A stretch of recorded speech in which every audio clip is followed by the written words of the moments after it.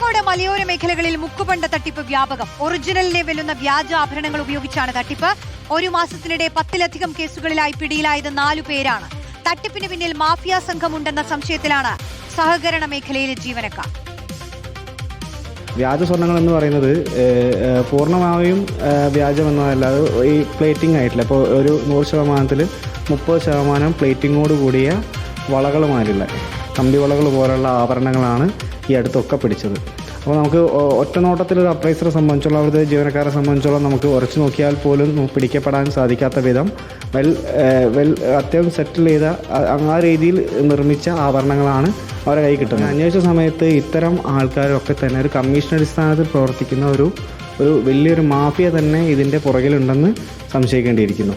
വ്യാജമായ വളരെ അത്ര നല്ല രീതിയിൽ നിർമ്മിച്ചെടുത്ത 916 കൂടിയ HUID മാർക്ക് പോലെയുള്ള BIS മാർക്ക് പോലെയുള്ള മാർക്കുകളുള്ള ആഭരണങ്ങളാണ് പിടിച്ചത്.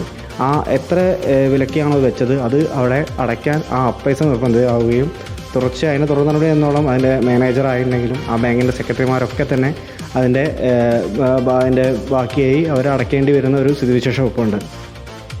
സിനോജ് തോമസ് നൽകും ഇതുമായി ബന്ധപ്പെട്ട വിവരങ്ങൾ. സിനോജ്, അപ്പോൾ ഈ വ്യാജ ആഭരണങ്ങൾ വഴിയുള്ള തട്ടിപ്പ് അത് ഒരു ഒറ്റപ്പെട്ട സംഭവമല്ല, വ്യാപകമാണെന്നാണ് നമുക്ക് മനസ്സിലാവുന്നത് അല്ലേ?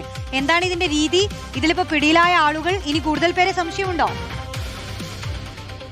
റോഷ്നി, കോഴിക്കോട് ജില്ലയിലെ മലയോര മേഖലയിലെ സഹകരണ ബാങ്കുകളും സൊസൈറ്റികളും സ്വകാര്യ ധനകാര്യ സ്ഥാപനങ്ങൾ കേന്ദ്രീകരിച്ചാണ് ഈ തട്ടിപ്പ് നടക്കുന്നത്. കഴിഞ്ഞ 6 മാസത്തിനുള്ളിൽ പല സ്ഥലത്തും പല സ്ഥാപനങ്ങളും ഇത്തരത്തിൽ മുക്കുവണ്ടം പണയപ്പെടുത്തിയിട്ടുണ്ട്. കഴിഞ്ഞ ഒരു മാസത്തിനിടയിൽ 4 പേരെയാണ് പോലീസ് അറസ്റ്റ് ചെയ്തത്. ബാലുശ്ശേരി, താമരശ്ശേരി, മുക്കം പോലീസ് സ്റ്റേഷൻ പരിധിയിൽ മാത്രമായി 10-ലധികം കേസുകൾ രജിസ്റ്റർ ചെയ്തു. മുക്കത്ത് 6 കേസുകളാണ് രജിസ്റ്റർ ചെയ്തിരിക്കുന്നത്. അതായത് സഹകരണ വകുപ്പിലെ ജീവനക്കാർ പറയുന്നത് ഇതിന് പിന്നിൽ ഒരു സംഘമുണ്ട്, സംഘടിതമായിട്ടാണ് ഇത് പണയപ്പെടുത്തുന്നത്. സഹകരണ മേഖല തകർക്കാനുള്ള ശ്രമത്തിന്റെ ഭാഗമായിട്ട് കൂടിയാണ് ഇത്തരത്തിൽ മുക്കുവണ്ടം പണയപ്പെടുത്തുന്നത് പറയുന്നു. കാരണം അപ്രൈസർമാർക്ക് പെട്ടെന്ന് ഇത് കണ്ടുപിടിക്കാൻ സാധിക്കില്ല.